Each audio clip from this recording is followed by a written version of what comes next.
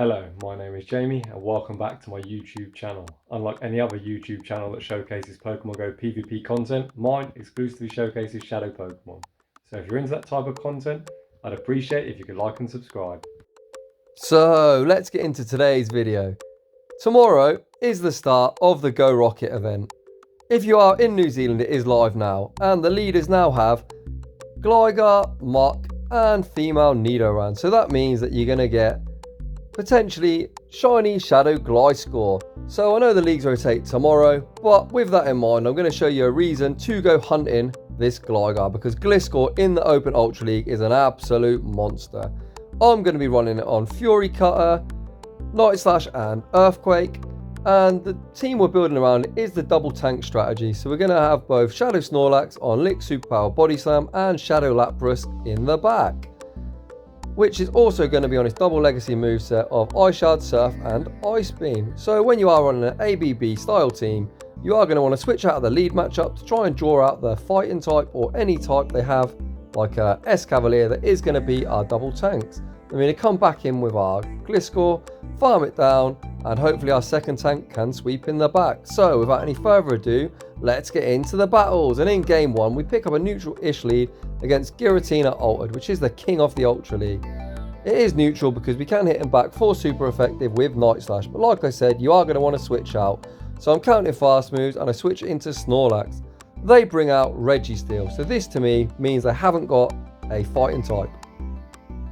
I don't usually like to shield Snorlax, however after taking that Dragon Claw, a Focus Blast would get us desperately low, and I know I can now start to get shields down with this Shadow Snorlax. These superpowers do massive damage. They don't shield the first one, however they are going to be forced to shield this second move. Second superpower would almost KO from this health, and we do draw the second shield. At this stage now, I am going to let Snorlax go down. I want to get shields down because I know Lapras potentially shields down has a better chance to sweep in the back. I am now going to bring in our Gliscor. I am going to count moves and I'm going to try and CMP time on the Flash Cannon. I'm hoping that Night Slash does KO. So they're at the Flash Cannon now. So I fire this Night Slash, but you are going to see that Registeel is an absolute tank. We do correctly count lock-ons. However, it's 14 turns to a Flash Cannon and 15 turns to a Focus Blast if you are one that likes to count. However, unfortunately, we do have to take the move, but I do commit to the Fury Cutter down. Back in comes that Giratina. These Night Slashes do start to add up, so we fire one off and I switch out into Lapras. Let's see what they've got in the back. And in the back, they've got Swampert. This is why I like to go shields down, because Lapras in the one shield is going to be able to handle this Swampert. They don't shield the first move, however, they time their charge move quite poorly. We get an Ice Shard in, and now they are in Surf range. I correctly shield the Earthquake. Now I'm looking to get towards the back-to-back Surf. The opponent is going to have to shield this one up, as it would KO from this range. So we do draw the last shield. And I am now looking to overfarm as much as possible. We are going to hit with an Earthquake, which does come through. I'm overfarming. And we actually managed to completely farm down. We now got the Ice Beam locked and loaded. This Ice Beam is going to do huge damage to unshielded Giratina. And we take that game. GG to that opponent. Off to a 1-0 start. Because the opponent was timing their charge moves really poorly, we did actually manage to completely farm down due to getting 2 free Ice Shards. So moving on into game 2 of the video, we lead our Shadow Gliscor into a Charmer. This is dreadful. We switch out into Snorlax and the opponent meets us with a Jellicent. I'm guessing they're just panic swaps. It was really quick, but Jellicent definitely is not a Snorlax answer. These hexes are resisted, and obviously we're hitting them for super effective with our licks. I do throw this Body Slam. The only reason I'm doing this is because I am trying to stall out the switch timer. I am going to bring back out my Gliscor at some stage, whilst banking a load of energy on my Snorlax. Perhaps Jellicent wasn't a misclick that might have no response, but either way, I am looking to bank the energy on Snorlax. So Jellicent is going to continually keep debuffing us. I'm going to go for one more Body Slam, and at this stage my switch timer should pop back up. So you can see Body Slam does hardly any damage. I'm building up as much energy as possible. I'm going to take yet another Bubble Beam, as I know this will do hardly any damage. Bubble Beam comes through, and I now look to get ahead on energy with my Gliscor. I know this isn't a great matchup, however Earthquake will do huge damage if it goes unshielded. Earthquake does manage to draw the first shield, so we're now getting towards a good spot. The opponent dumps their energy as well. They could have committed to the farm down, so I'm more than happy to let this Gliscor go down. We're not quite taken out, however, one more charm does take us out. So this is where you remember I banked a bucket load of energy on Snorlax, so we're at the back-to-back body slam. First body slam is going to do a nice chunk of damage. They actually double shield, which is a bit of a mistake from the opponent. We charge our time move correctly, no charm comes through, so we might be able to get to 2 more body slams. First body slam comes through and actually now make an aggressive swap into Lapras. They bring out Jellicent. That Jellicent did empty its energy, so I'm just going to get rid of it as quickly as possible. Silph, even though resisted, does take him out. And in the back is a Trevenant. We have got 2 shields now. This Trevenant is absolutely not going to appreciate a Shadow Ice Beam. I shield up the Seed Bomb. We're now at the Ice Beam. This Ice Beam is going to hit for super effective due to the grass type in. Ice Beam one-shots the Trevenant. Back out comes the Sylveon. We are going to shield up this Psyshock. It probably wouldn't KO, but we're just going to comfortably take this game. Surf comes through, and that right there is going to be a good game. Off to a 2-0 start with Gliscor in the Open Ultra League. Moving on into game 3 of the video. We pick up a lead against Shadow Machamp. We do resist these counters due to our flying typing, however they do resist our Fury Cutter and our Night Slash. I let this first one go through as they haven't built up to the rock side. You can see Shadow Machamp is really oppressive. They actually do a nice chunk of damage even with the resisted cross chop. I build up towards the Earthquake and I managed to get the shield. They switch out now into Umbreon. I'm banking an absolute bucket load of energy. I'm almost at 100 and I now switch out into Lapras. Shadow Lapras does have a fairly decent matchup against Umbreon. Unlike the regular one, these Shadow Ice Shards do really start to add up. But you can see we still have a nice amount of bulk as these foul plays do hardly anything. The opponents probably thought the same. They actually go for a last resort. I think that's a mistake. It does do slightly more damage, but as it costs more energy, just going straight foul play is the way to go. Once again, we are going to be able to tank this next move as Lapras is a real thick boy. We are now deep in the red. I'm banking loads of energy as I don't want to get sniped by the Machamp. If Machamp comes in, I want to have a move to pressure that final shield. The Umbreon is over farming, however they've been caught out as Lapras makes it to another move. The opponent commits their last shield, so we're now up 2 shields to no shields. I'm now going to bring in Snorlax and look to try and lick down this Umbreon, as these charge moves really don't do a lot of damage. I am going to let this move through and let through all the moves, and I'm going to commit to the lick down. The opponent switches out into Machamp. I switch out into Gliscor. I'm going to shield this up in case it's a rock size, just a cross chop. As we are shields down now, this Earthquake is going to be more than enough to take out this Shadow Machamp. Earthquake comes through. Let's see what they've got in the back. In the back is a Talonflame, and for some strange reason we get a load of lag. They get 2 Incinerates for 2 Fury Cutters to get 8 free turns of energy, which is absolutely dreadful for us. Once again, they do get a free Incinerate, but these Night Slashes are doing a nice chunk of damage. We've still got our shield.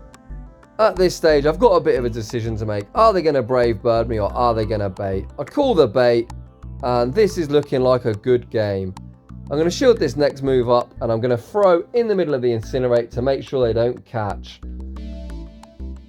Incinerate comes through, so I fire this Body Slam off. That Incinerate you saw isn't going to register, but it's going to be whether the Umbreon has a move, and unfortunately they do. So it looks like there, the lag did cost us a bit, but banking that energy on the Umbreon is enough to take that game. GG to the opponent.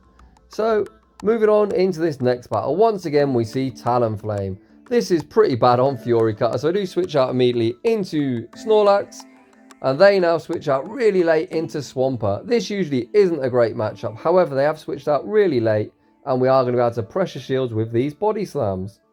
We've already got them down below half health, and we're actually at the second Body Slam. This Swampert now is going to be really pressured to shield. We draw the first shield. They are banking a load of energy. Even an Earthquake won't KO from this range, so I'm not going to shield it up. It's just a Hydro Cannon. However, as they've already committed one shield, and I am outside of Mud Shot down range, I do commit a shield here, and I am going to once again pressure another shield with Snorlax. Let's see what the opponent wants to do. This Body Slam coming through would KO, so we draw the second shield. We're now shields down. This is great for us. So I am going to allow Snorlax to go down, and I'm going to take shield advantage. I am looking at the health. I am wondering, is it possible to Fury Cutter down? I think it's a bit of a aggressive, optimistic play, so I'm counting the mud shots. Unfortunately, I'm not going to be able to do that, but I'm just going to let this go through, as I know that Talonflame has a really positive matchup here. So I'm going to tank one Hydro Cannon, which does quite hurt, and we're now loaded full of energy. I'm now spamming the swap into Lapras. They come back into Talonflame.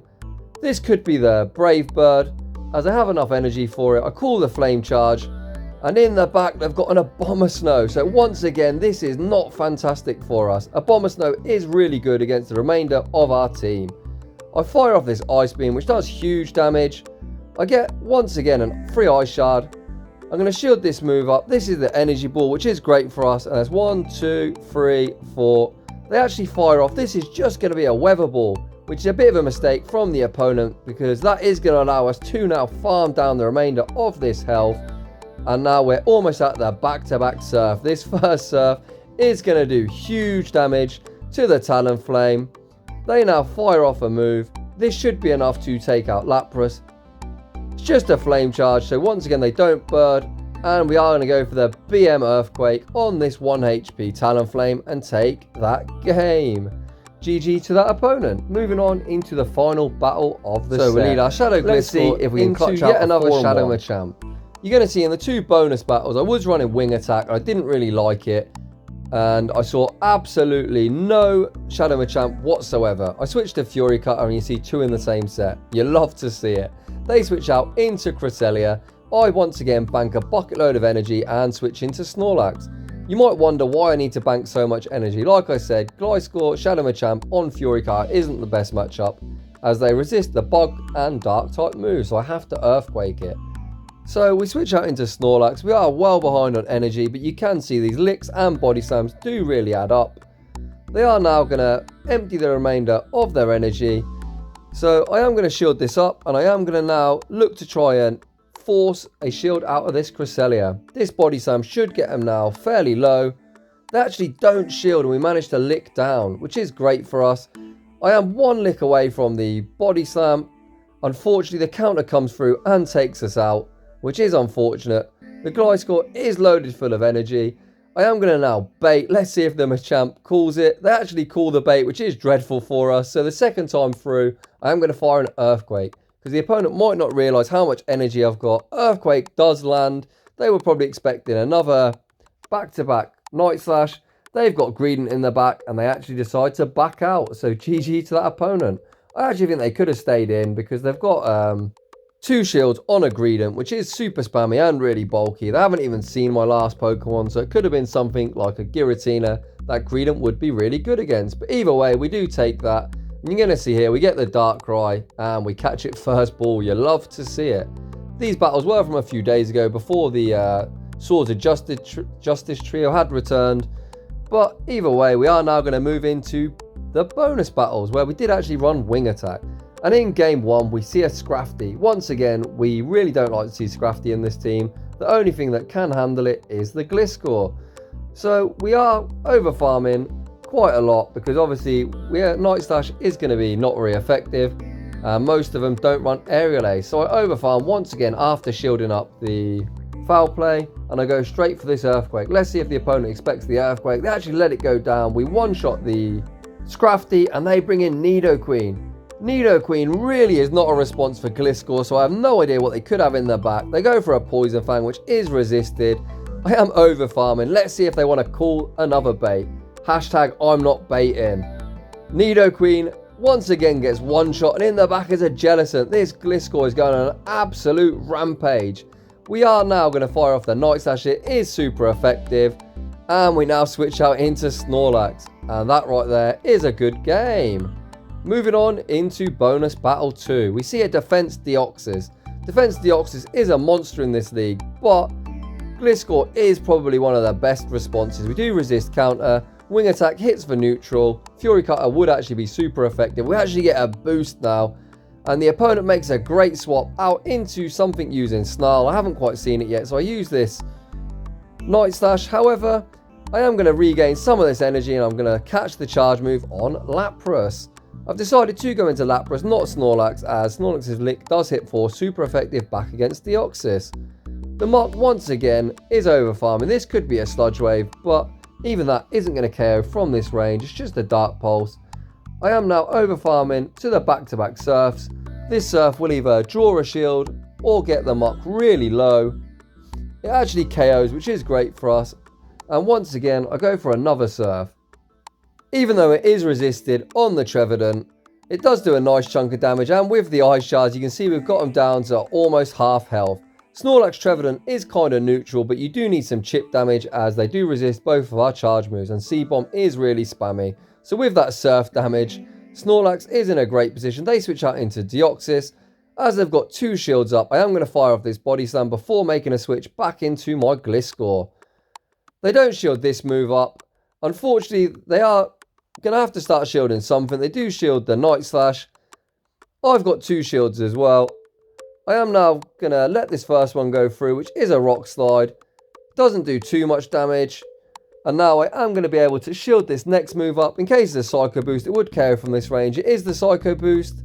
This second one isn't going to KO as their attack has fallen. You can see we do survive and we are resisting these counters. And the opponent did actually want to play out the remainder of that matchup, but as you can tell, with our Snorlax being so healthy, it was a really boring match of us just licking him down. So I did cut it out. I just wanted to there show the power of Gliscor, as it wasn't really part of the set. So like you've seen in this video, now it is with the team leaders. I'd highly recommend you go out hunting that Gliscor. A lot of content creators like Faux Technical and Jonkus did showcase it in the Premier Cup.